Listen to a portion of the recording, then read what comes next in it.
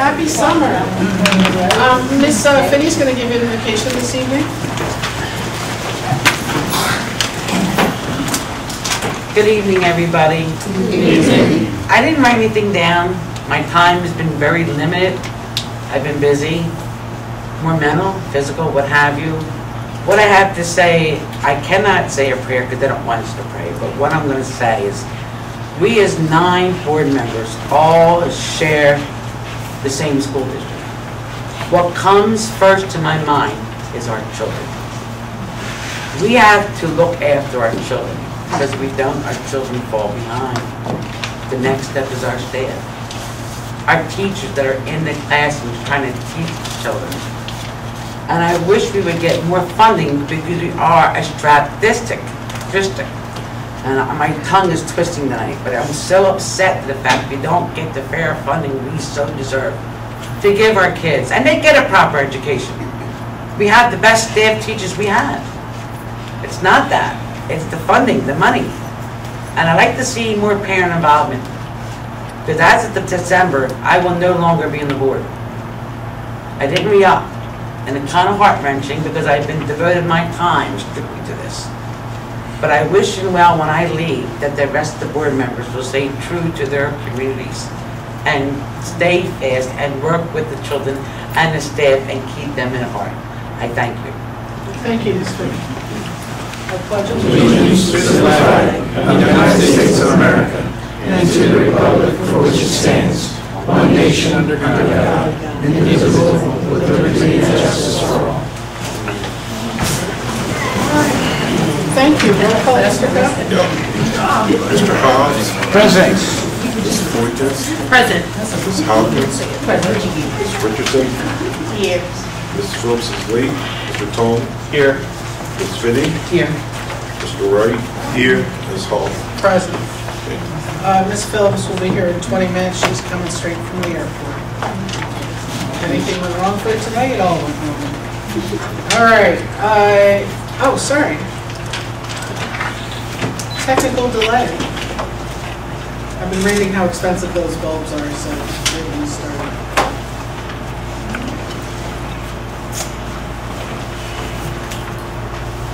All right, this is a very short good news. As Ms. Finney said, we've all been a little busy. I'm just going to let it get a little brighter. Congratulations to the class of 2019. I'd like to thank Ms. Richardson, Ms. Hopkins. Can you put on? Okay. Ms. Hopkins, and Mr. Tom, and Ms. Phillips for attending graduation. It was a great time. I'm very proud of our students. Thankful to Jamila Sams, our alumnus, for speaking that day. And congratulations to the entire class. Summer breakfast and lunch at Park Lane Elementary and Penwood Middle School, starting today through July 25th, ages 18 and under. You'll see the breakfast times and the lunch times. No ID is necessary. Anyone is welcome. The only ask is that you eat on the property, in the lunchroom. So you can stay for both. You can go to different schools, but please eat. That's what the program's there for. Sneak peek is Wednesday, August 28th, 6:30 to 8:30 in all schools. So mark your calendars, please. Students, parents, everyone is welcome. And the first day of school is September 4th, Wednesday, September 4th. So mark your calendar there too. If you're registering kindergartners, please do not wait till September. Registration is open. Just call and make an appointment. We appreciate you doing so. And if you need me, check us out on Facebook, and my email and phone number are right there. I'm only a call away. Thank you. Ms. Harber? Thank you, Ms. Hoff. Also, as our agenda is packed with special presentations for our student track athletes tonight, I have decided that I'll forego my report. But I want to say thank you to the Ms. Hoff and the fellow school board directors for your service this year and continuing into our next school year. You're welcome. May I have a motion to approve the agenda? So moved. Any comments or questions? All those in favor, say aye. Aye. Anyone against? Thank you. I have a question. Yes, ma'am. We're voting now on the agenda as we say it. Correct. So I always question, why do we vote for the agenda now? We pick through it and then we want to vote no. So we're really approving the agenda. Am I correct on that? You're approving motions, and then every motion you can vote yes or no. Okay, just want to clarify that. Okay, All thank right. you. May I have a motion to approve the minutes of our business meeting on May 28th, 2019? So moved. Great. Any questions? Yes. Yes, sir. I would like to add an addendum that during several weeks ago, I was a member of a caravan that was set up by Ms. Brown and Dr. Evans in reference to going to Penn University. Right. And so I wanted the record to reflect that I was there with 46 students. And I had a meeting with the vice president of Penn University, the new vice president of Penn University, would like to come here to talk about a program they would like to set up with our school district. So I will keep you in touch. All right, great. Also attended, I don't know if the record didn't show, that also was a member of attending with the college tour, Delaware County Community College. Good. So I like that to be reflected. All right. Are there any objections to Mr. Wright's request? No. Hearing none. All those in favor? Aye. Anyone against? And during that meeting, Lowe spoke very lovingly about the opportunity that Ms. Brown and yourself gave them. So thank you. Thank you. Motion to approve the minutes of the committee meeting of the whole on June 17th, 2019. So moved. Second. Any questions or additions, deletions? Hearing none. All those in favor? Aye. Anyone against? Student reps are on vacation, lucky them. We now have special awards. Do you want me to read this part or read this part? You can read that. Great. I'll read while Ms. Harbert gets into position. Special award. A board commendation is presented to Alicia Moore for being the most decorated track athlete in Penwood High School history. Won national champion, 5-time All-American, 7-time All-State, 4-time All-Delco, and 2-time All-Delco. The first 4-time was in track, and the second time was in cross country. Congratulations, Alicia.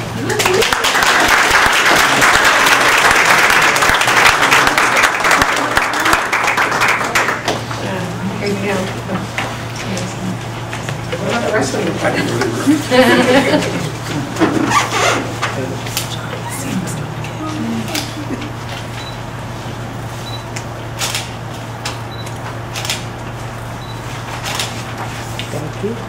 Don't get anywhere. There's others.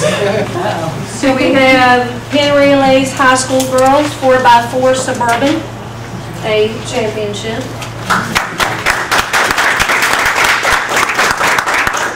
We have first place 4x200 Relay Delco Indoor Championship, and then third place 4x400 400-meter Relay Delco Indoor Championship.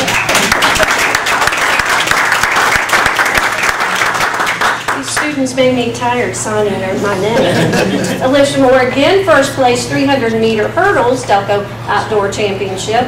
First place 400-meter run, Delco Outdoor Championship.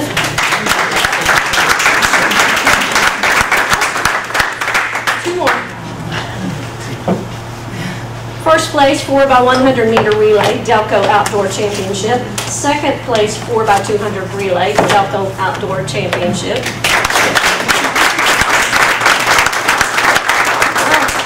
And then second place, 4x400 relay, State Outdoor Championship. And then third place, 300-meter hurdles, State Outdoor Championship. I'm not sure she has enough wall space. And also, she has received a full ride to Robert Morris University.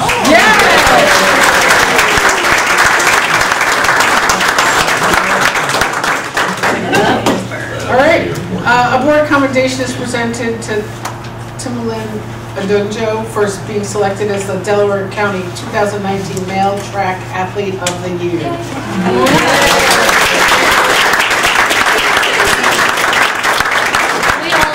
We all know him favorably as Timmy. Yeah, and I was going to go straight to him.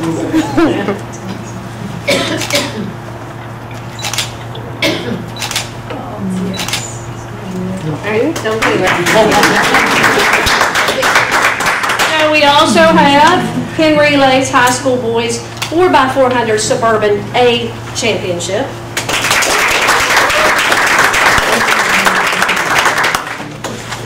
And then we have second place 300 meter hurdles state outdoor championship.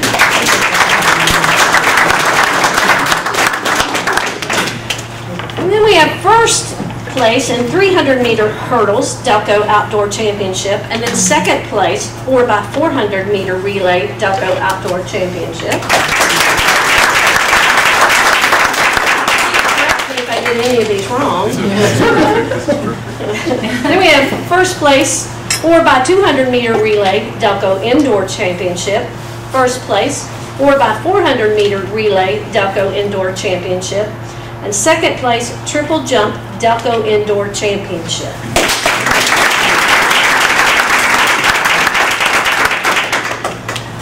And then the last one for now, second place 4x400 meter relay state indoor championship, and then third place 4x200 meter relay state indoor championship.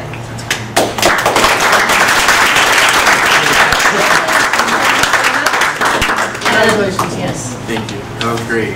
You want to say anything? Oh, more to come next year. And I want to say thank you to Mr. Hunter here, who is always there for our children when it comes to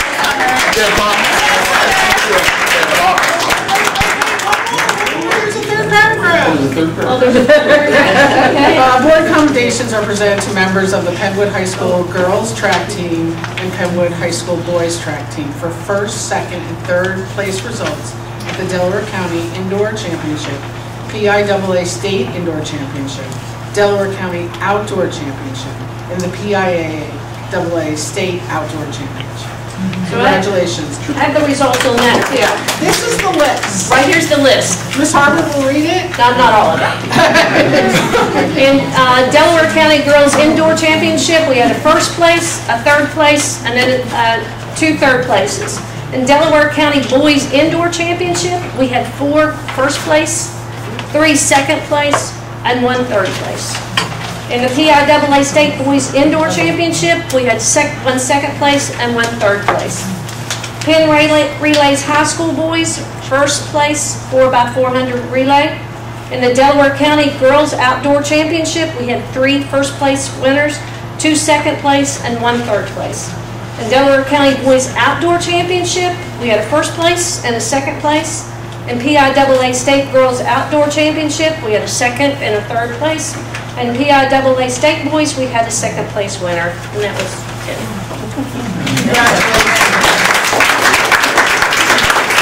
Oh, and also Timmy is junior class president. Oh, yeah.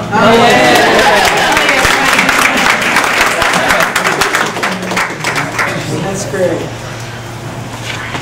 Thank you for coming, guys. Congratulations. Thank you. I appreciate it. We're going to keep running our gravel. We should make that a lot. Up with money. That's good, yeah. That is great. All right. Now we enter public comment regarding agenda items. Who's up first? Public comments for agenda items. Oh, he's saying the. Oh, sorry, turned on. Yes, Mr. Carpenter. Yes, just looking into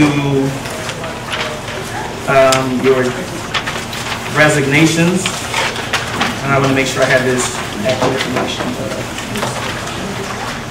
Look at C2, C1.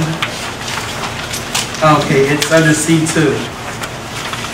And I believe I'm pronouncing this right, Jeffrey Howard, special education teacher, Evans Elementary. Started March 11, 2019, resigned June 17, 2019. I just wanted to point out to the board that within one calendar year, one fiscal year, that over 25% of your special education department has resigned. So, I mean, have we figured out what's going on to where as though over 25% of that department has resigned when you include not only the teachers but the school psychologists? We have not looked into that, we will. Okay, and the next thing, I believe it's C4.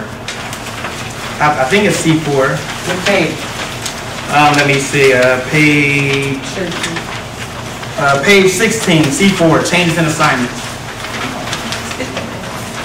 Your principals, you've had about 5 principals change their assignment. One of the things that stands out to me, according to openrecords.gov, is that on page 17, Dawn A. Watson Bowie, your longest tenured administrator in the William Penn School District, has been changed from Park Lane to Alden Calwin. So basically, what was the rationale behind those changes, and why would we take our longest tenured administrator and place them in between 2 schools? Is that like a 2-day, 3-day thing, or every other day thing? How does that work in terms of her assignment and the rationale behind all of these changes? So, Mr. Carpenter, on advice of counsel, if you will submit those in writing to me, I will respond to you in writing due to the litigation. Or those teachers have litigation going on? No, Okay, so in other words, you don't have an answer for the public as to why you made those changes. That's acceptable. Any other comments from the public on agenda items?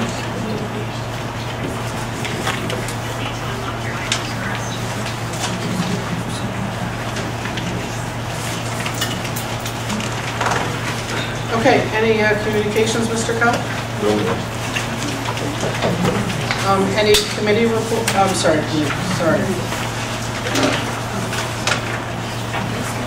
Ms. Phillips is on her way. I will read her agenda points. A1, Penwood High School earns College Board AP Computer Science Award. This one's important, so I'll read it. Penwood High School has earned the first College Board AP Computer Science Female Diversity Award for achieving high female representation in AP Computer Science principles. Schools honored with the AP Computer Science Female Diversity Award have expanded girls' access in AP Computer Science courses. Out of more than 18,000 secondary schools worldwide that offer AP courses, Penwood High School is one of only 685 to accomplish this.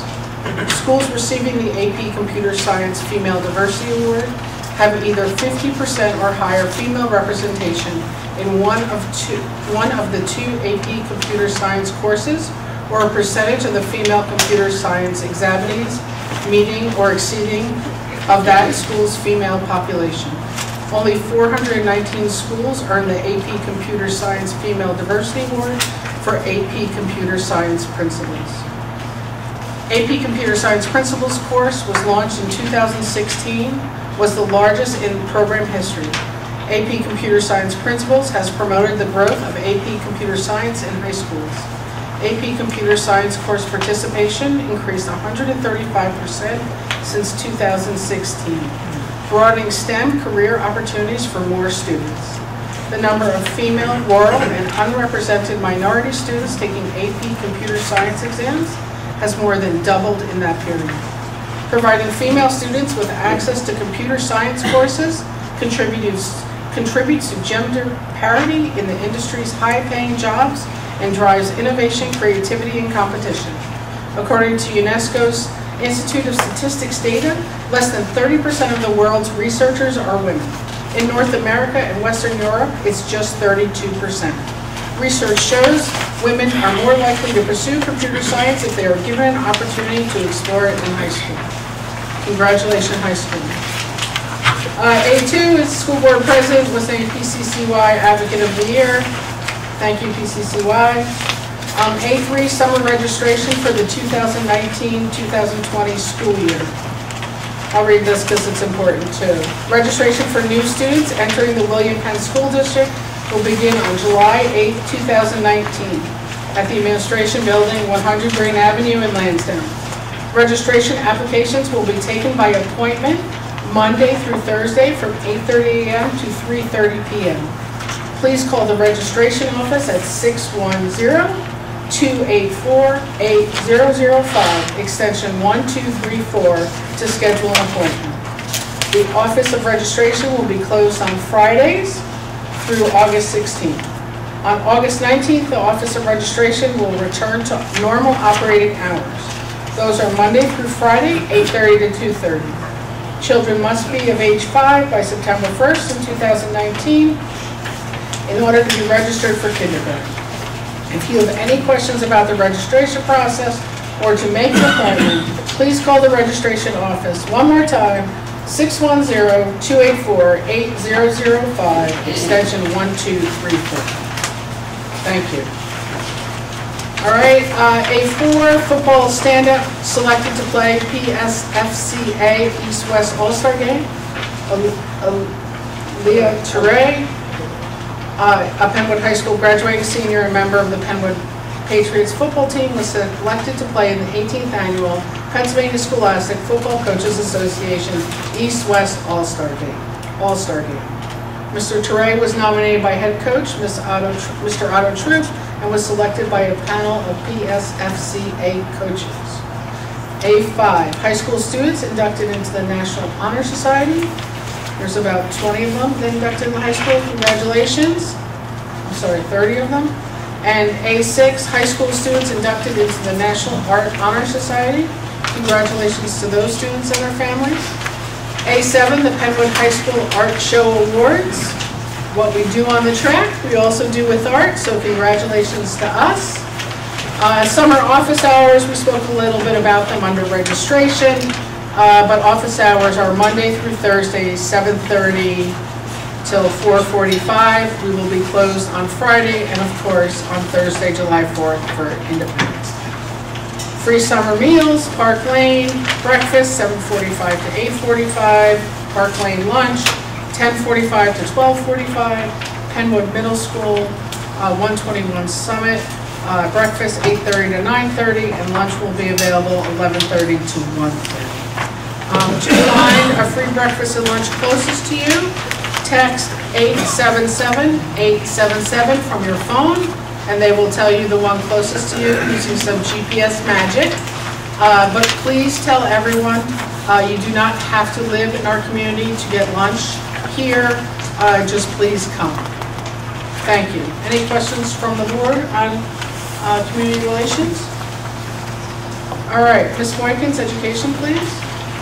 B1, termination of homebound instruction. B2, home care behavior health systems 2019-2020 contract for SAP services. B3, Penwood High School Youth Membership Camp in Honeybrook, PA. B4, William Penn School District 2019-20 athletic schedules. And B5, Penwood High School graduation. Just want to state we had a total of 322 graduates this year, which is awesome, you know, definitely awesome. One thing I wanted to add that was supposed to be added to the agenda, as promised, we're working on our ELA program as we talked about, and I'm really happy to announce that we have found programs to pilot, and Mr. McKay is going to just say a few brief words because this was very important. If you've been coming to our board meetings, you know that we had an ELA audit. It wasn't too good. But what our curriculum director has done is ensure that we are working on all the observations that have been that were found in that ELA audit. So we're taking step by step. The first thing was to get a new curriculum for our ELA. So right now, Mr. McKay is just going to talk a little bit about the two programs and what we're doing so far. You can get a second. Yeah. Anyone second it? Second, my regular motion. Sorry, it's not one. All right, well, let's vote, and then Mr. McKay. No, you don't have to vote now. There's no vote. Discussion, all right, Mr. McKay. Yes, I'm happy to announce that we will be piloting 2 elementary reading programs this year. We will be looking at Into Reading at East Lansdowne Elementary, and we will be looking at the Wonders Reading Program at Evans Elementary. The teachers did a great job filling out a lot of rubrics and spent a lot of time discussing, and we're looking forward to seeing our progress throughout this year. We'll report to the board in the spring where we are with everything. And also, Mr. McKay, won't we have material in Yaton Library as well? Yes. So we Materials will. Yeah, go ahead. Go ahead. Yes, definitely. Because I think this is an exciting thing that our community can definitely take a part of to find out what's coming. So the materials that we are piloting will be positioned in several libraries throughout the district, and the public's welcome to go and take a look. I will make sure that I leave my contact information there if they have any questions or wonderings, and I'll get back to people as soon as I can. Great. Thanks. Thank you. Mr. McKay, when will they be in the library? Probably within the next 2 to 3 weeks. Okay, great. Can you just let us know so we can... Sure, I'll let you know at the July board meeting. Yep. And thank you, Mr. McKay, and to the focus group that's helping with this. Thank you very much, teachers and Mr. McKay. Great, thank you. You're welcome.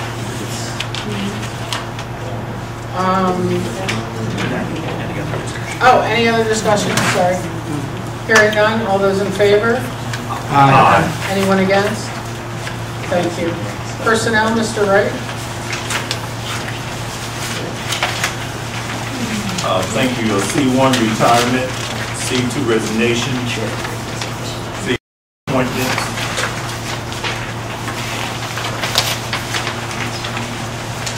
C4 changes in assignment, C5 leave of absence, C6 sabbatical leave of absence,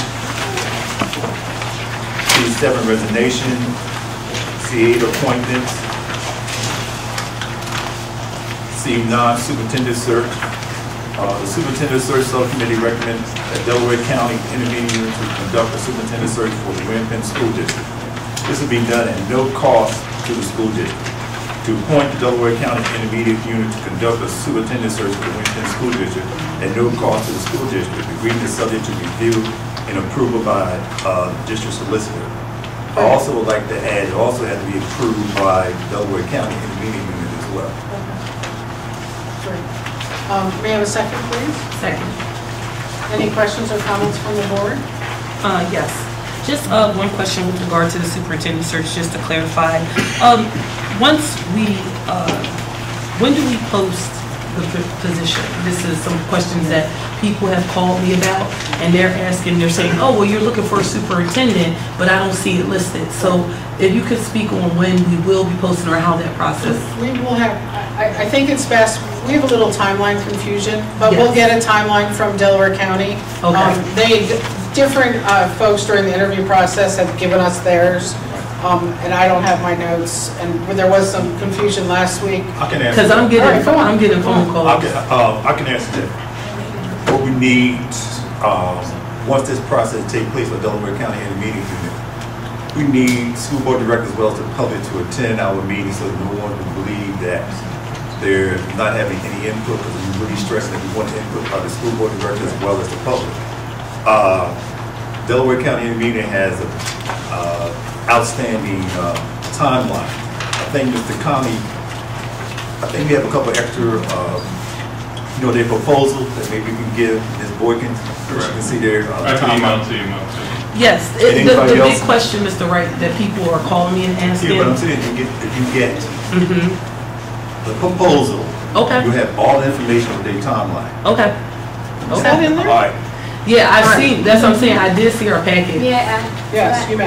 In addition, that was maybe in March that they presented, and so that was their rough timeline then, and it's taken us to June to vote on this. So I think there's also some, accounting for that we'll see, that once we kind of come back together with them, I'm sure they'll give us a revised version. We'll know much more once we solidify that with them. but that's a draft. I understand. And- People are asking me, can I submit my resume and things now? So We'll that's why. make a list and you'll tell them. Okay. Because once they come here, they can, you know, like you said, the timeline probably will be revised, but they're explaining, because they have to come here and meet with us. Okay. So that would not be a problem. It would probably be at our meetings. I'll let Okay. you know when we have our meetings. No problem. And we'll let the entire public know. Thank you. Exactly. By robocall too as well, right? Whatever you Thank you. require. That's right, robocall as well. Can I ask a question? Oh, excuse me, I have one item to add, Mr. Conley. We've been holding interviews for the assistant principal. Last week we had round 1 and round 2 for the assistant principal for the middle school. We also want to hopefully have round 3 for 5 candidates that we selected. That would take place anywhere between July the 1st and July the 2nd. Mr. Khan, you'd like to address that? Just to clarify, we did round 1 external and round 1 internal candidates. Right. So we would do round 2 candidates next week. Any questions? Yeah. Any questions? Yes, I do. Yes, you go. Go. Alright. At the middle school, how many assistant principals do we have now? We currently have 1 principal and 2 acting. 2 acting as assistants. Right. Prior Okay. to this, Mrs. Fitty, we had 1 vice principal. Because of budget, we went with 1 vice principal and a teacher on special assignment. In my recommendations to the board and with the budget, I have recommended that we have 2 vice principals due to us having with the state, with the comprehensive support plan coming in, and I feel like we need that support for us to be able to roll this plan forward. Okay, now saying that, what is going to happen to the acting ones that are doing the job now?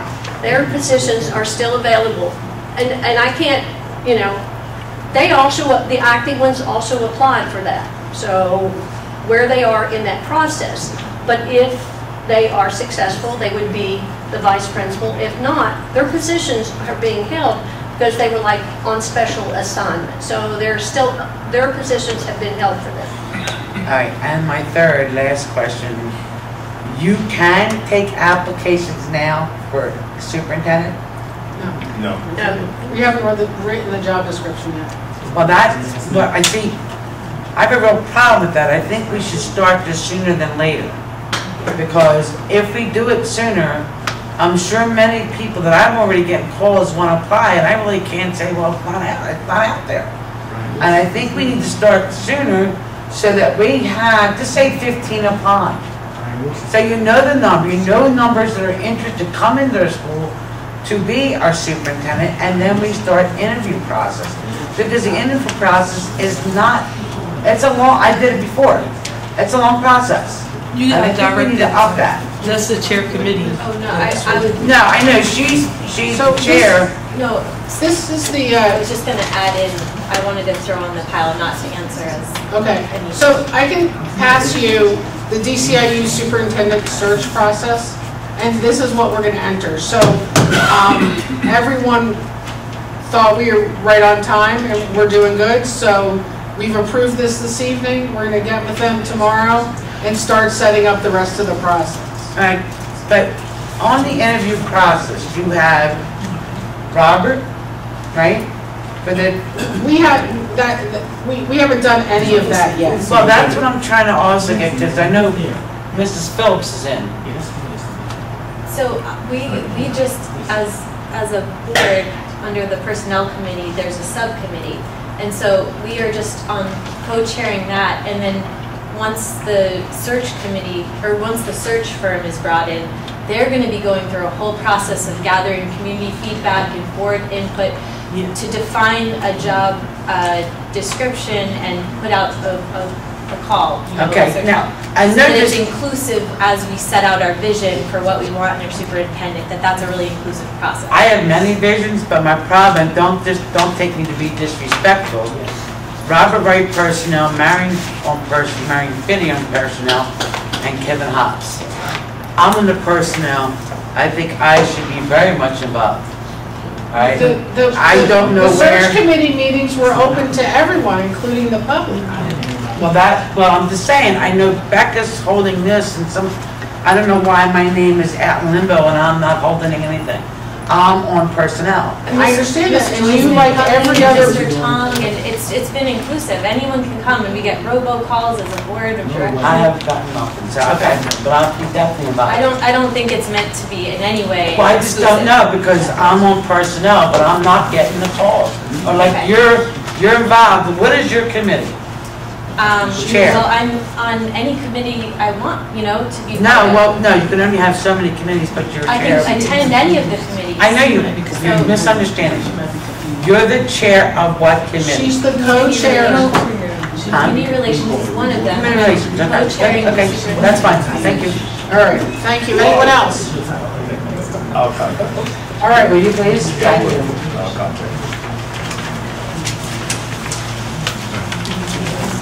You voted on this, right? All right, all those in favor? Anyone against? Sorry, I got distracted. The property committee agenda, there isn't. Do you want to take that, Ms. Vicky? I mean, I am on property, I'm the chair of it, but there's nothing there because I just want to say thank you to Lisa and Pete for everything they've done. Many schools have been disarray and been neglected, but I hear they're being very on top of things. We just lost a tree in East Lansdowne that I got a late call from the borough, and I gotta get rid of it ASAP. It took me a while to get on Pete, but Pete got right on it, came right that night and cleared the street. The reason why there's nothing on there, because I was still waiting for a budget and finance meeting and other things. But as far as the committee, I believe they have the summer project coming on. Right. I want to get a list of that summer project. It was in your packet last Okay, I week. looked at my packet and I want to make sure that they have our support, and I want to thank them for doing everything they're doing. Thank you, Ms. Finney. I would like to add, first of all, I'd just like to thank the amount of attention that we finally received at Bell Avenue Elementary School. That's in the community where I live, and I ride past there every day, and I see now that the grass is being cut in a timely fashion. I see there has been some improvement that has been neglected over the last couple of years, and I think we're very happy about that. There's going to be some additional improvement. Hopefully we'll get the community involved, and we can come up with maybe some flowers around the school in anticipation. And I'm just grateful to that, so I would like to thank you. Great, all right. Ms. Richardson, Budget and Finance, please. Budget and Finance Committee agenda. E1 is the Treasurer's Report. E2 lists the bills. E3 investment depositories. E4 adoption of 2019-2020 general fund budget, and I'll wait to it. Resolved that the budget of the William Penn School District as presented totaling $98,163,329 be adopted, having been printed and presented to the board and advertised in the school code. Be it further resolved that the William Penn School District Board of the School Directors of Delaware County, Pennsylvania hereby authorize the appropriation and expenditure of funds as itemized in said budget during the fiscal year commencing July 1st, 2019. The necessary revenue for the same shall be provided by a 1/2 or 1% real estate transfer tax levied and assessed by a resolution imposing the same for the fiscal year commencing July 1st, 2019, and by school tax on real estate, which is hereby levied and assessed at the rate of $47.10 mills on the dollar. The amount of assessed variation on all property taxable for school purpose in the William Penn School District, Delaware County, Pennsylvania, at the rate of $47.10 on each 1,000 of assessed valuation of taxable property. And E5, the 2019 Homestead and Inclusion Resolution, which you have before you. Great. May I have a second? Second. All right, any questions from the board? No questions from the board? So we will vote on, we should sever E4, correct? And if you want, if the board wants to separate. Sever E4, board? We vote on it by head count? You're going to table it to separate. Okay. Well, I'm going to suggest we sever it. We're going to vote on E1, E2, E3, and E5 right now. What? E5 has to wait. Oh, okay, sorry. E1, E2, E3, excuse me. All those in favor? Aye. Anyone against? Thank you. Now, Jeff, a roll call vote on E4, please. Roll call vote, this is in seniority order. Mrs. Fitty? No. Ms. Richardson? Yes. Ms. Boykins? No. Mr. Hobbs? Yes. Ms. Phillips? Yes. Ms. Hopkins? Yes. Mr. Tong? Yes. Mr. Wright? No. Ms. Hoff? Yes. 6 yes votes, Thank 3 you. no votes. Motion passes. All right, E5, all those in favor? Aye. Anyone against? Thank you. So, just to note to school board and public, we did not fully fund the budget that Mr. Cuff has given us.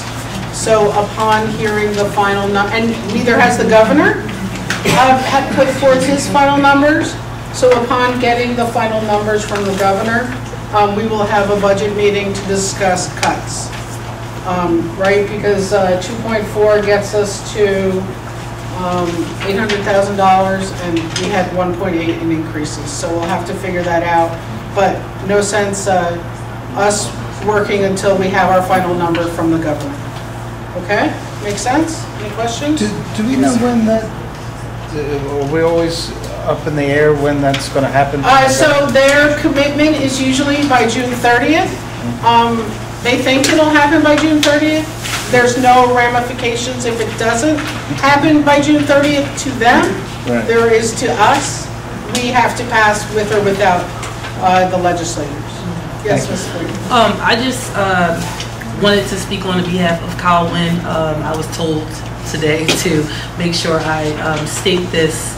Kyle Wynn went for 0%, and I'm sorry I wasn't here at 6:30. I was meeting with council. Kyle Wynn went for 0%, and with that being said, I had a meeting last Monday. I had the opportunity to talk to Jane and Jen. Kyle Wynn is a little bit upset about the fact that we are losing a principal, and Jane did explain to me that the grant, Dr. Amita Lehman's position was under a grant, and the grant has ran out. So with that being said, we are going to have one principal bouncing in to 2 different schools, which my concern was stability. So I went to council to talk to them about that. I asked if we did agree to go to 2.4%, would it be a possibility that we could keep a stable principal? It was stated that we most likely wouldn't be able to, but we're not sure. So on behalf of Kyle Wynn, I just want to say that is why they went 0%, because we don't have we will raise taxes, but we still are not being no stable principal at all. At all, you know, and we felt as though from Kyle Wynn that's very unfair to us due to the fact that it is a small school, and if we are going to vote on raising taxes, you're telling us even with that tax increase, we still won't get a stable principal. So that's one of the reasons, just want to state that is why Kyle Wynn decided to go 0%. Okay, thank you. You're welcome. Yes, Ms. Fitty? Oh, Joy, you want to go before me? Go ahead. Sorry. And I want to speak on behalf of myself and my vote. I spoke with the Darby council members and letting them know that I did change my vote. When I talked to them earlier, I mentioned to them that I was also voting no. But after having a conversation with Mr. Cuff and getting a clear understanding that, you know, these increases are due to things that were done in the past, and I had no say in it because I wasn't on the board at the time. And knowing that the repercussions is happening now, and pretty much we're suffering for those repercussions of what happened in the past. I also spoke to a few of the representatives and also asked, and I even asked this when I first joined the board, and asking about a grant writer. So I really want us to reconsider about hiring a grant writer and see if that's possibly beneficial to us. I just can't see us every year raising taxes every year and not doing anything to substantiate our finances. So I really wish that we could make a conversation, have a conversation about this, and then also see if we have enough to maybe consider a grant writer. Got it, thank you, Ms. Hopkins. Now, Ms. Finney, and I apologize for missing you. I got it. Make sure you get my right side, not my bad side, okay? She's Barbara Streisand. All right. You know they always call me a zero girl. So bad. I looked at the research and studied that people that make $75,000 a household are now considered lower income families. There is no more middle class. We are now the lower ones because the lower ones get the subsidy, get the welfare, what have you. My problem is this. We still have done nothing with the bus lot in Darby. I would like to be able to sell it and make revenue for Darby and the district. There was also a problem about 2 years ago that someone, and this is public comment, and it's public history, it's nothing that we're hiding, walked out with $210,000. We didn't get a dime back. The union did, but we didn't. I have all the literature here. Now, I work on delinquent houses. I've helped many people. There's 35 delinquent houses in East down alone. They lost their house for interest and penalties, but yet we let someone go on interest and penalties for the tune of $86,000. So my question is, as a district, is dire straight. We need to set our goals and get together and fix this because we can't keep putting the burden on our taxpayers. We can't. It's got to stop. It's not going to our children. If it was, you wouldn't be absent a principal. Okay? Now we're hiring 2 more assistant principals from the middle school when we have acting, and if they were acting, they must have been qualified, so I go out and pay more. I find very frustrating. We in the district don't have no tax base for us to help us. Okay? And it's burning on the residents.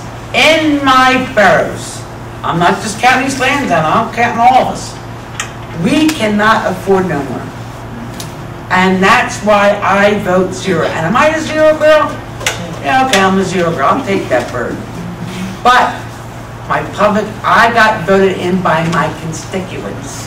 And I am working for them at a 0 tax. I don't get paid for it. So I am a 0 girl. Thank you. Anyone else? I need to say this. Okay.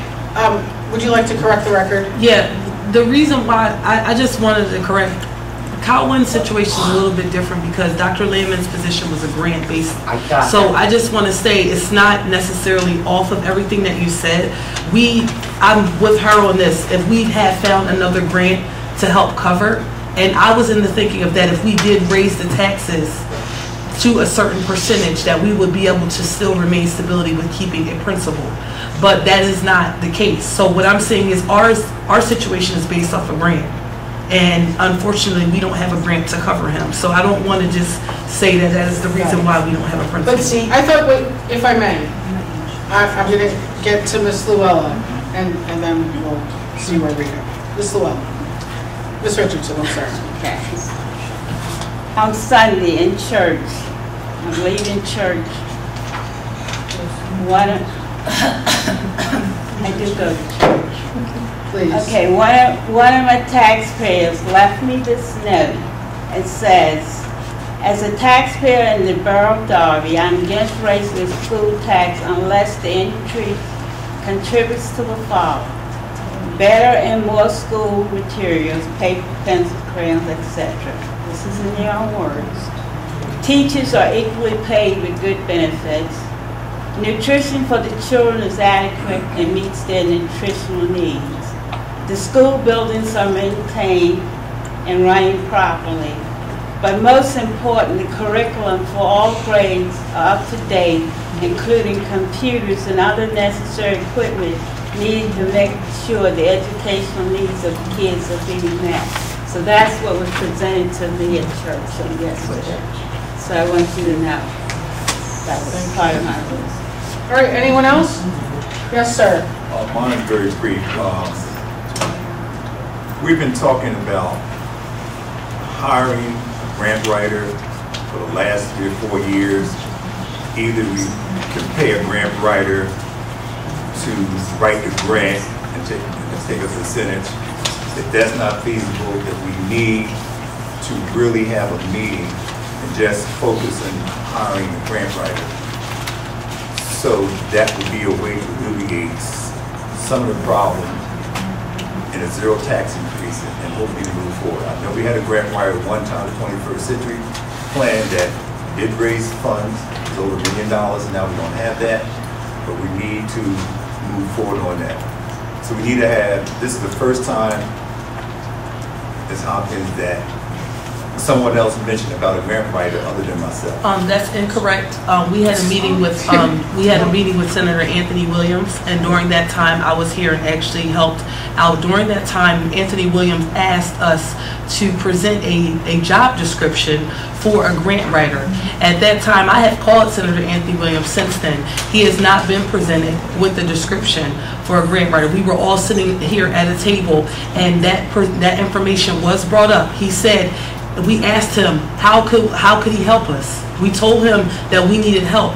He said to us, he asked to sit and have a meeting with me. I've had a meeting with him with regard to the educational piece and curriculums, and that's what we've been talking about. He also said during that time, please present a job description, because he knows grant writers that he possibly could get us, which wouldn't cost as much. Now, everything's going to cost, but he said that at the meeting, and that was some months ago. So it was brought up. I don't really want to go back and forth. Okay, but no, but I just want to say for records, I think the problem that we're having here is a lack of communications. That could be, because I speak to Senator Williams all the time. If we can get together on this information, like Marion Finney said, there's always a lack of communication. So if one or two of us only have that information, and maybe someone will not say, no, I stand correct. So we can all come together and make it happen. Okay, no problem. Right, and for clarity's sake, I want to correct two things. Number one, from the incident of the employee who took money, we were made whole. We were made whole by our insurance company without doubt. Number two, I don't want people to think we don't write grants, because we do. Oh, yeah. It is just a little more stressful than Yes. it should be. I agree. And I think you, Ms. Boykins, and Ms. Harbert talked about that grant writer for hire, for that email that we both got, all three of us got. Yes. So there are some options.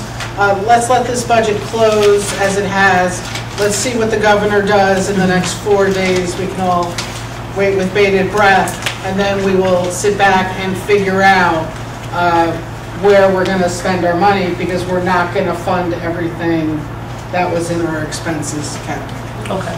Okay? Yes, ma'am. So, talking about the governor, are we still in the position of where we are calling our representatives and calling the governor and letting them know that we're still, fighting this fair funding, and that we're still seeking, are we still on that campaign? Yes, we will never be off that campaign.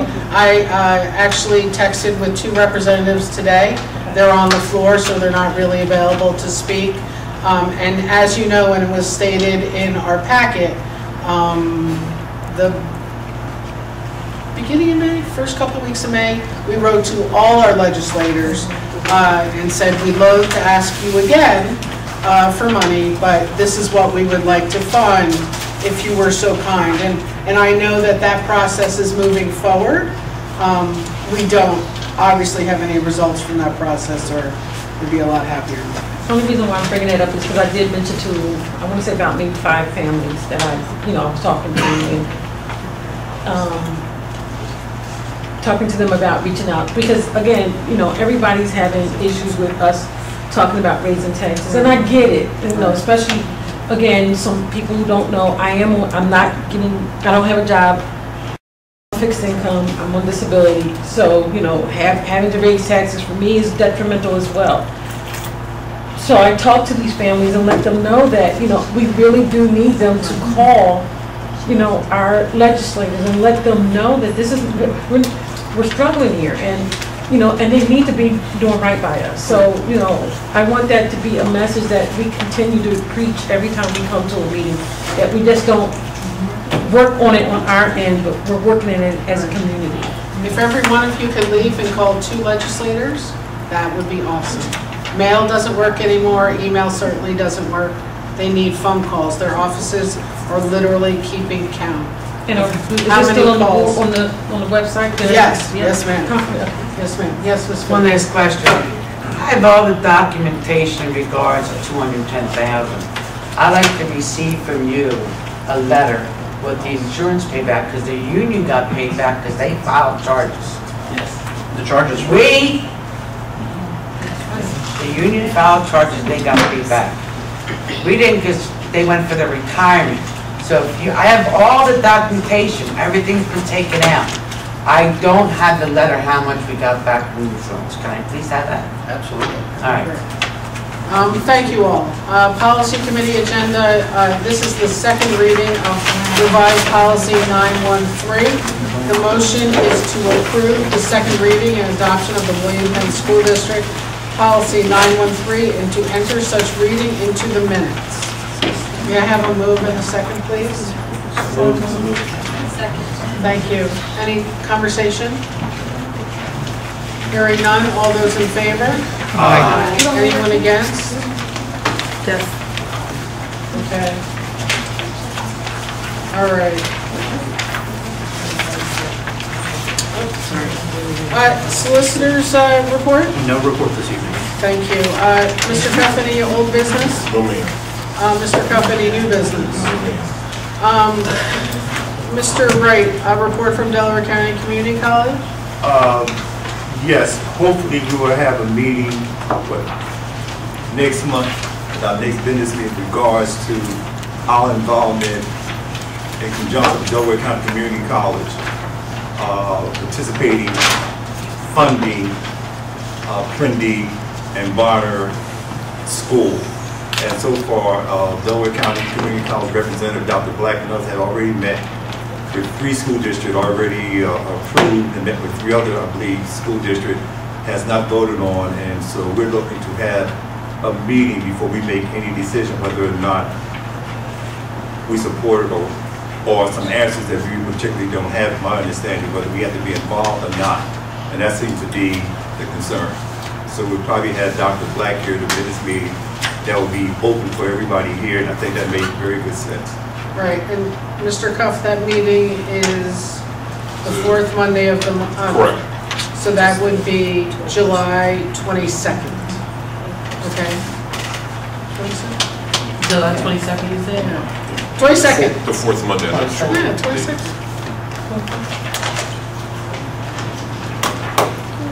All right. Ms. Fitty, any report for Delaware County interviews? CIU, me and Jane been talking back and forth. I missed the meeting because I had pink eye from my grandkids, and then the following week I had a death in the family. All right, so it took a lot out of me. So the last meeting I did attend, they're talking about getting Ashtonville Tech done ASAP. They're going to add a lot of courses, robotics, their culinary class. I'm telling you, they are fabulous. They're better than a catering class. But Ashtonville Tech, they're hoping to get up in speed by this coming school year. You never know. So sorry that I had no reports prior because I had other issues. Delaware County Legislative Council, myself, we're off for the summer. I get my Wednesday mornings back. But do check our website. We have a list, we always have a link to their site, and you can see the bills that our legislators are trying to pass. Literally, there's 100 of them. Most of them don't come to fruition. One that did come to fruition, and we still have to figure out, is that every child must be taught CPR before they leave us. And they're not enough, but they don't have that curriculum yet. and we don't have, it's a bumble. So I agree with learning CPR 100%. I just don't know how to pay for it or do 400 kids a year. All right, comments from citizens regarding non-agenda items. Ms. Miller. Hi, everyone. Hi. Nicole Miller, Alden. Just I have three questions here.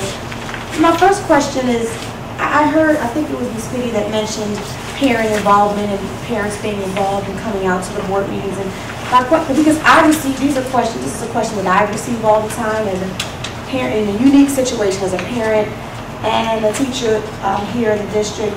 Like, what is the best way for us to get our voices heard, for parents to get their voices heard? Because I hear some parents are saying, or I've heard, you know, even not just parents, you know, other people in our district that state that when you come to the board meeting, it kind of, like you might say, make a statement and it's okay, thank you for sharing, but is there ever a time that the board members discuss questions from the community and then they talk about it and maybe something occurs? And what is the best way? Is a private conversation better? Is this a good forum for getting your voice heard? I think it is. I also think it's whatever the person is comfortable with. So that if that is, I'm a big chain of command person. So teacher, principal, superintendent, school board director in there somewheres. We're elected to serve. So if we're in your community, please call us. And by all means, the board meeting. Whatever. Sometimes the committee meetings, it's a little easier to get heard because they're informal. We sit around in a circle and it's more topical, and then you can have that committee chair move your issue forward. But there is almost nothing we don't talk about after this. I appreciate that question. It's Can I just say, important. for education, please, like, when we have our meetings, that's the best time. I personally think for an education committee, for you to, like, for us, when we do have our meetings, just come out and parents come out and speak out. I think that's the best time. In this forum, it's kind of hard, I can say, from the education perspective, because you might have special education questions, or you could have, other questions for your kid individual. So I think for education, I would just ask if parents come out to the committee meetings, definitely. Yes, Ms. Yeah, I was just going to add that I know we had talked about the listening sessions with Anya, I know, but I think my hope with the Community Relations Committee is that we can keep that going, that it's not just a one and done thing.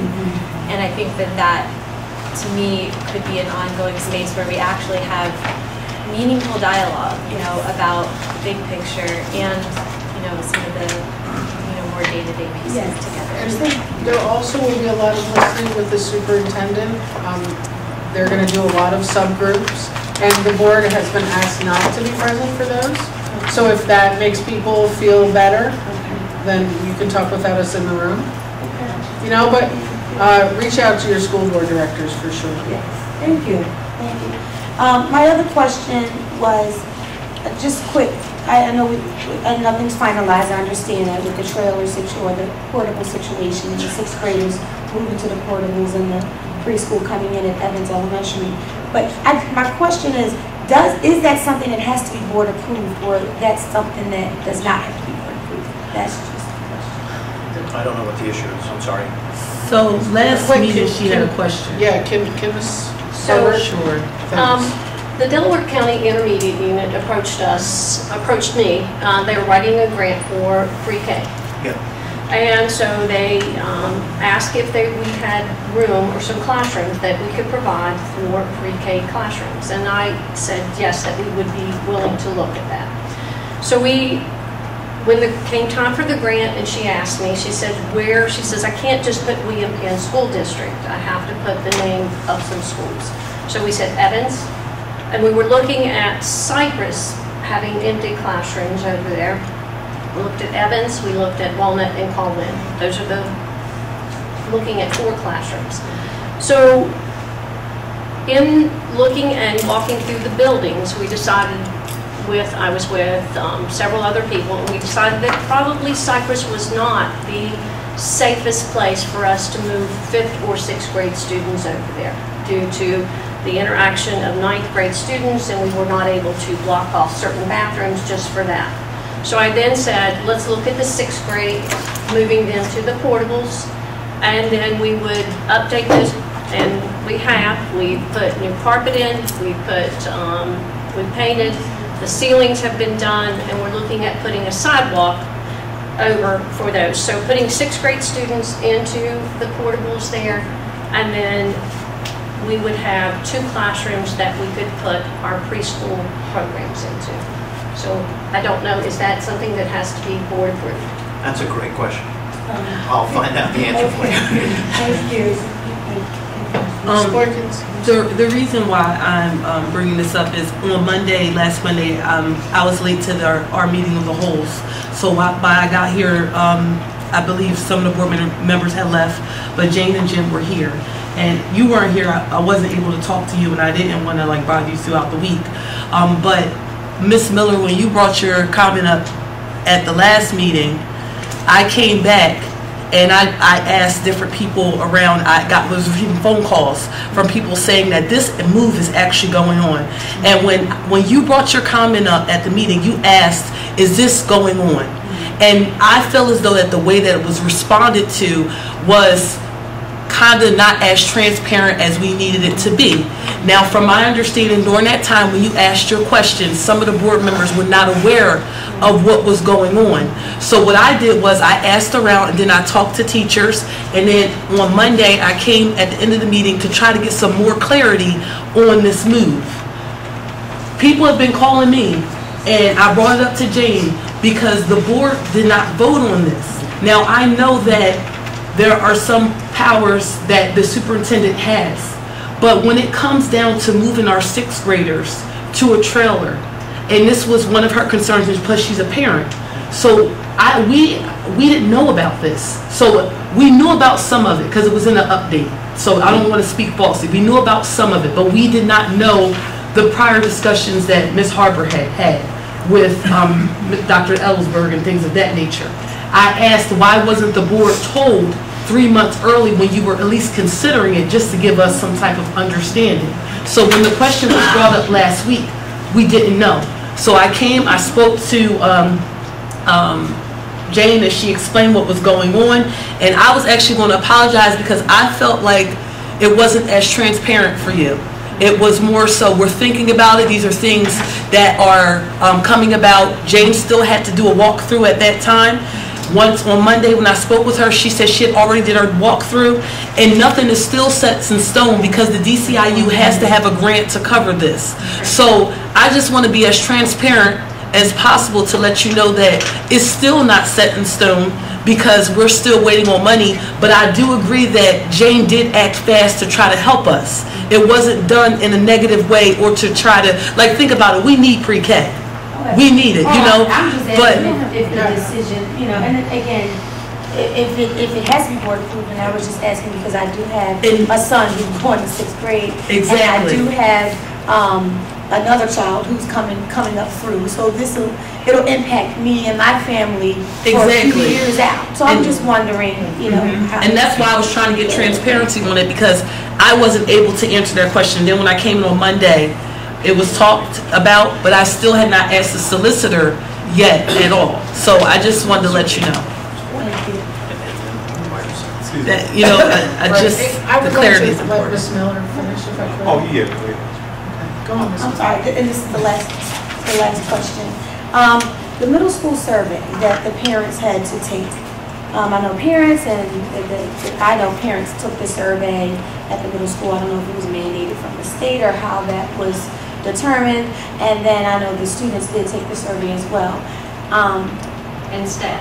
I didn't realize, and staff. And so are the results something that would ever be shared with the community? We can share those results with you. They've been shared with the staff.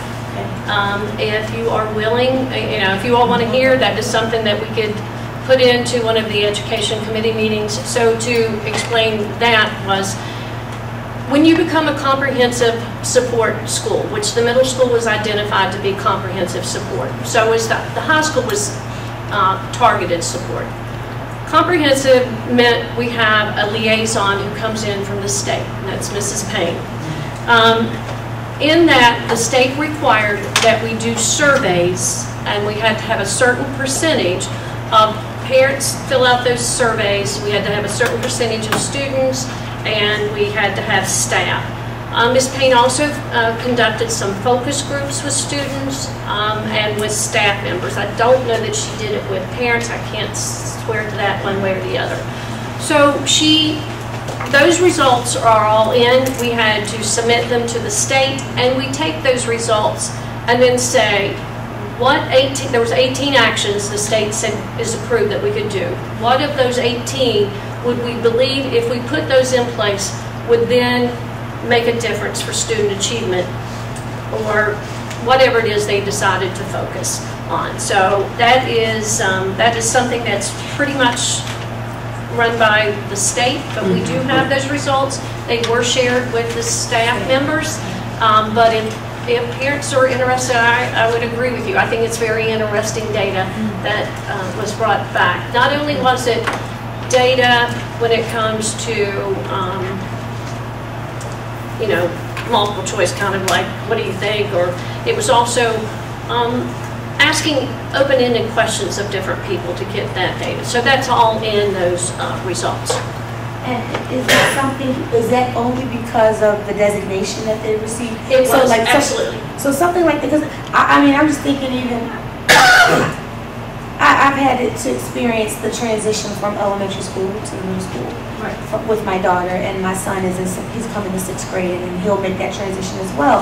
And I thought that, I enjoyed completing the survey, and I thought that it was a wonderful idea. I didn't realize until later that it was because of their designation that we had to complete it. Right. But is that something that also, now my daughter is now transitioning to high school, is that something that parents will have the opportunity to kind of So they don't have the same requirements when you're a TSI school.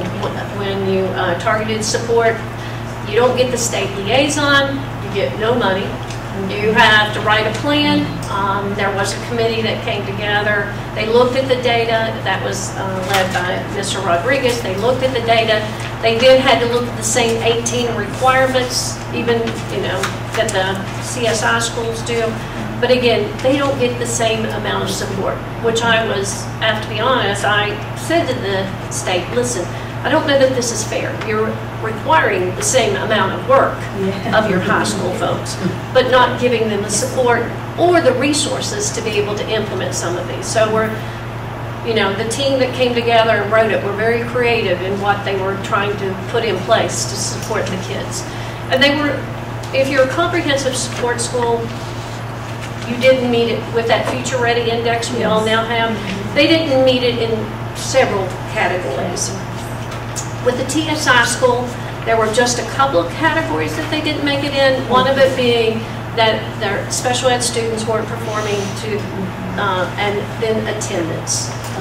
And attendance is one that we all know is going to hurt a lot of us because there are no excused absences. Even if I'm sick, the state doesn't see as an excused absence. It's just an absence. So looking at that when you are at a certain, and again, it's looking at your people who have chronic absenteeism. Used to be we could say we have a 95% average attendance, and that was great. But now they look at the students who have chronic absenteeism, and when you've got students who have that, they were going to be identified as a school that's not, that's the right plan. Thank you so much. Thank you. Did you have a comment? Yes, I'd like to respond to the pre-K and the 6th grade. I know some board members said they received telephone calls. I welcome that. My situation is I was approached by several parents at giant supermarkets, so I couldn't even go shopping, and that I have to answer this question about the pre-K and 6th grade. So I also have concerns about transparency, not as a school board director, not totally being informed, and also that I feel as though that I would like to see the pre-K, which is definitely something that is universal, that everybody is moving forward. I also like to see that the 6th grade, and next year, 5th graders all be made whole. And, you know, my concern, so at the committee of the whole, I made a recommendation that, and Ms. Harper obliged to it, that I'll go and tour the trailer. The trailer was installed 2004. That's how long it's been there. And I always like to say I've been around for a long time. 1997 to 2003. When I left in 2003, I negotiated the trailer because at that particular time it was Penwood East, not Cypress Street, and it was overcrowded. So I managed to have a relationship with the council president, and he agreed to that. They support a trailer. I'm talking about Gate. So that trailer has been there since 2004. So I was concerned about the condition. But what I see, they are making an improvement, which is great. My major concern is that, and Ms. Harper agreed, that there should be a meeting before the sneak peek. That the 5th and 6th graders, I think 5th and 6th graders should be involved. It's just 6th grade right now. Yeah, but I think they should be involved because they would be the next group up. Okay. And I don't think that burden should be on the incoming superintendent.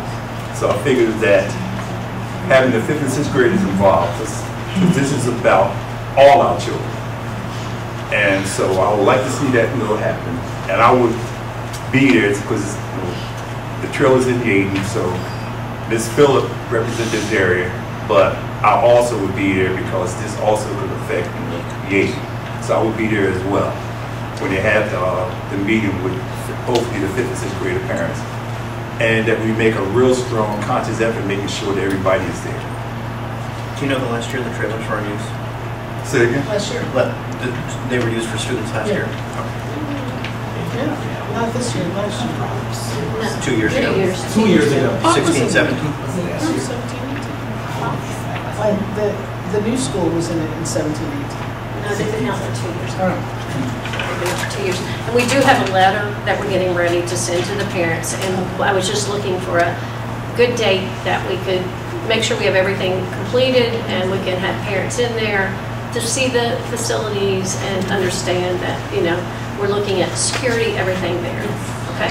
And I hope we're able to get it. That's one thing. I just, pre-K is so important. And I just am happy that we're moving forward with it. Even I understand everything might not have been as clear, but I just want everybody to know we are really facing a big turnaround in our district as years go by. I mean, if you look at gentrification, is happening right in front of us. It's happening right in front of us, and I hope everybody's paying attention to it. Jane and I had a great discussion about gentrification, and we are going to get a big influx of students sooner or later. And I just want everybody to know we are, as a board, thinking about moving forward. We're thinking about the future and things, So I hope everybody know that pre-K is very important for us to have to be able to compete. We have to compete in our district. We have so many things that are opening up. Charter schools are opening up right around the corner. Charter schools are doing better. They're up on their game. So us having pre-K makes us definitely flashy. And as long as I feel like we do it the right way and we have the funding behind it, it's a plus for us. Our district needs it. I want to clarify, it will be run by the Delaware County Intermediate Unit. Yes. And there's a possibility that it will bring some revenue into the district too. Yeah. Anyone else to speak? We're going to go to Mr. Carpenter because he's... I'll let them all go. All right, Ms. Brown.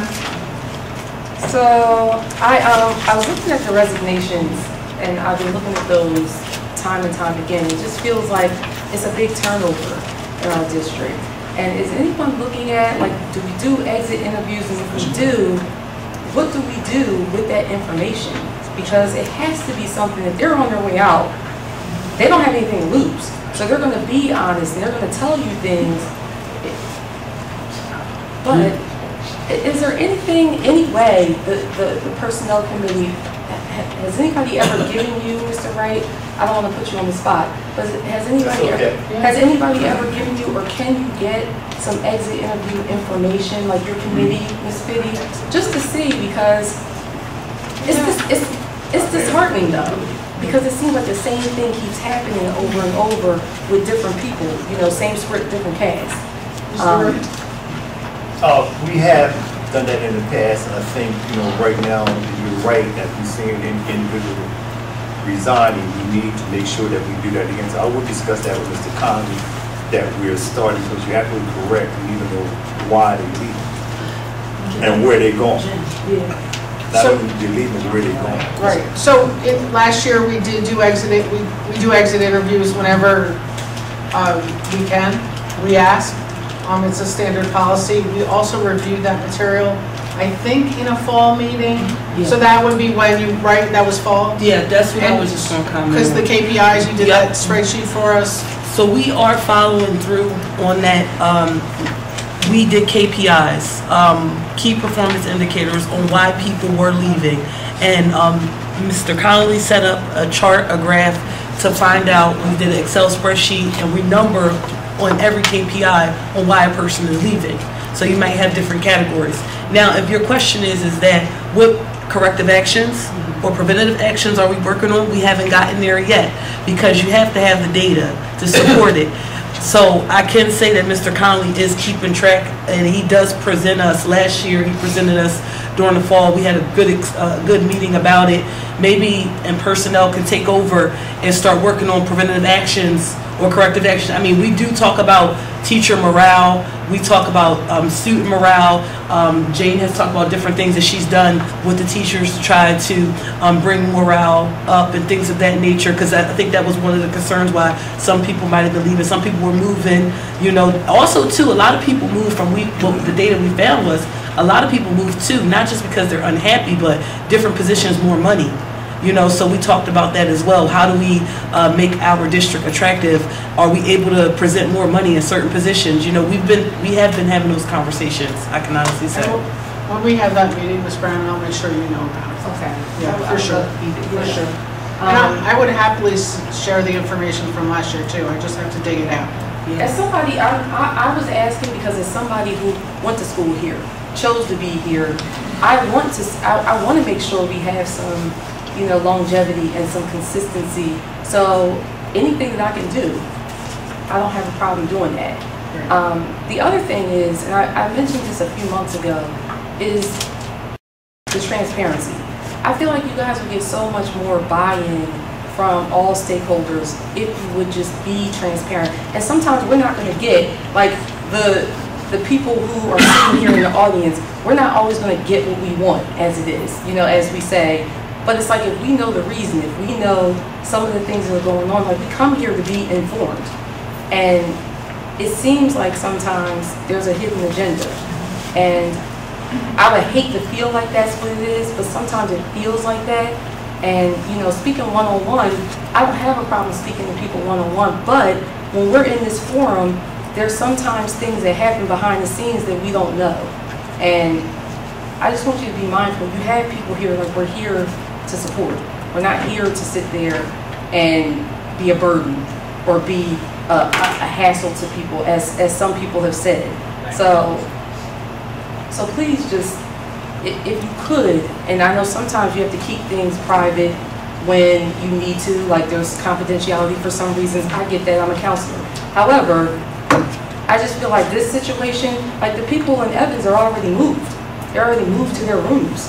So when you say you don't know or it's still up in the air, I mean, it really isn't. They're going to move. Well, the money's not there, so. So why did they move? It was an accident. That's the thing. That's what I'm saying. On Monday, can you please speak on that? So to be, you know, as we were looking through, as I was trying to discuss where we were going to put these classrooms, I had conversations with people. And those conversations I thought were in confidentiality, but they were out. Thank you. Mr. Carpenter? Okay. The first thing I want to talk about, raising taxes. how your maximum, like as far as your delinquency is going, the maximum amount is in Darby, correct? So I don't understand how we're going to raise taxes in Darby when the ones that are actually paying it are going to have the burden of the ones that don't pay it. That just makes no sense to me. On top of that, you took your 0.5% back, which is, understandable. But at the same time, I mean, if you're going to take the 0.5% back and raise taxes, that places a further burden on the Darby residents. Also, we talked about transparency. When you talked about who would conduct the next superintendent search, we were not made available because that same night, report card conferences at the middle school were being held until 7:30. And your meeting was at what, 6:15, 6:30? Therefore, the middle school parents that represent 700 to 800 kids and those teachers were doing report card conferences. So there was no way we could be here. Also, if we're going to talk about a sneak peek, that's not going to work because as of now, sneak peek is optional. So if 95% of the teachers rather attend back to school night versus sneak peek, what do the parents get out of that? So I'm going to move forward with that. Also, we talked about having the fund, the reserve fund. Well, let's go back and look at that budget you made for Ardmore and how we went over $8 million over the budget for Ardmore. That's where your reserve fund went, and that's public knowledge. The next thing, SFA facilitators, what happened to them? It's a minimum of 12 facilitators. We take those facilitators, put them back in the classroom, boom, pre-K is handled. I remember at the middle school, the superintendent stated Kyle Hill wanted 2 facilitators. Kyle Hill said no, the superintendent wanted 2 facilitators. So with SFA being gone, couldn't that 1 facilitator position be made into something like a dean? So whereas though you have the 2 positions, and now you have a dean there to handle all the behaviors, so those actual principals can focus on teacher management, focus on curriculum and things of that nature. Another thing, we eliminated Ms. Rodriguez's position, right? Where is that money going? So we keep saying we don't have money, but we eliminated that position. Couldn't that be kicked back into our students? Also, let me see right here. Also, in 2020, correct me if I'm wrong, anyone, in 2020, teacher contract, secretary IA contract, security contract, Act 93 contracts all expire. On top of that, you have several people in your Central Admin that have expressed they're going to retire. On top of that, you have several people at this board right now that are going to run for public office. So what superintendent wants to come in here with all those contracts expired, not knowing who their school board is? How can we make that attractive? Because at the end of the day, the state mandates repositions. They mandate you have a superintendent. They mandate you have a business director. They mandate you have an HR manager. That's all they mandate from the state. So how can we, let's talk about Doomsday 2020, William Penn School District, when those contracts expire and a superintendent is leaving. And my final thing to the superintendent, it's all about a legacy. And what I want Jane to think about that last year is, your legacy currently is a failed reading program, and all of your secondary schools are corrective action. How are we going to fix that in your last year? Time is yours. Thank you, Mr. Carpenter. Can we correct a couple of things? Please. I would like to correct a couple of things. There is no change to the 0.5%. I think you're thinking about EIT. That is not anywhere in conversation on the table currently. That 0.5% is the real estate transfer tax, yes, which has always been in play. That has always been a 0.5%. Are you taking the 0.5% back? No. Okay, I just asked about the 0.5%. Yeah, I understand that. Continue. I don't, okay. Yeah. The pre-K, I want to make very clear again, it is not our pre-K. We are not able to start a pre-K. You have 12 facilitators, where are they going? SFA, it's going. Where are those 12, a minimum of 12 staff members, where are they going? We can eliminate having kindergarten class with 35 students. We have 12 teachers now on budget. So your facilitators are Title I employees. Okay. You cannot take Title I and put it into the general budget to fund positions. So they're staying as facilitators?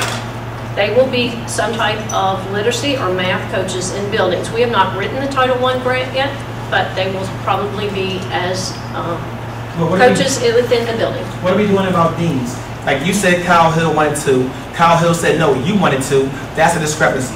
Then we talked about the grant writing. Seamus Smith has been asking you guys since 2015 to write grants for free. He's certified in it. He's a teacher. At minimum or maximum, you can charge Seamus Smith $25 per hour to write your grants. You lose over $75,000 per year in special ed grants that don't require a grant writer. They require applications. We have schools with 15, 20, 30 million surpluses that receive the grants that we don't apply for. Thank you, Mr. Carpenter. Anyone else to speak this evening? Unless we're going to finish answering my questions. No, I'm not going. Okay, I'll Thank figure you. so. Thank you. Yeah. Yes. I just have one question. A resident, you call me a lot because I'm a tax collector. Name and town. What? Name and town, please. Jillian Thorogood, Darby Borough. Thank you. So they were asking about Park Lane. Around Park Lane, the field is really overgrown. Are there any plans to maintain that property? There is a plan to mow it. Jeff, when are they mowing that property? Actually, we had someone eat Facebook today, so we talked, so I believe you want to speak on what you had planned for tomorrow. So that slope is maintained by an outside vendor just because of some of the parameters and out of our skill set. That vendor has done an annual, a year and a half, done it once. This time, the last time it was done was either end of May, beginning of June, that we call it the slope, and then the bottom was done. We did have an extraordinary amount of rain, so we may actually have to call them out more than once annually, as we've had done. There was also a ton of debris that was taken from the dumpsters and down that slope.